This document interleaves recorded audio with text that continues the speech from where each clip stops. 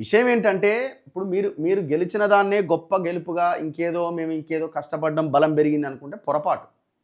మీకు అసలు 8 ఎంపీ సీట్లంటే దాదాపు మీకు ఎంపీ ఎలక్షన్‌లో వచ్చిన రిజల్ట్ చూస్తే ఆ 8 ఎంపీ నియోజకవర్గాల పరిధిలో ఉన్న అసెంబ్లీ సెగ్మెంట్స్‌ని చూస్తే 52 అసెంబ్లీలో మీకు మెజారిటీ వచ్చింది. దాని తర్వాత దాన్ని ఏ రకంగా మీరు వాడుకోగలిగినారు? అది మీ మీ ఫెయిల్యూర్ అది. మీ కార్యకర్తల పోరాటము, మీ కార్యకర్తల యొక్క దీన్ని నిరుత్సాహపరిచి నీరుగార్చినారు.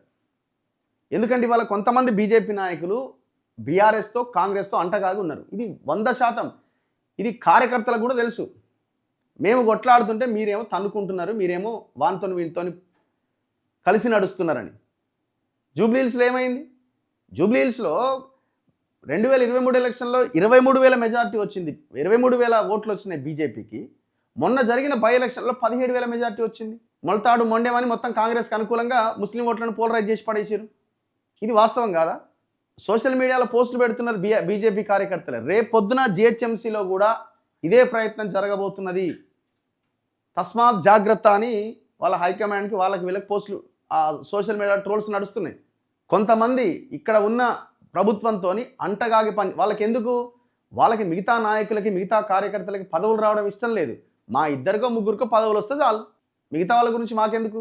కేంద్రంలో అధికారంలో ఉంటే చాలు, మాకు ఇక్కడ ఉన్న ప్రభుత్వంతో అంటగాగి పనులు అయితే చాలు.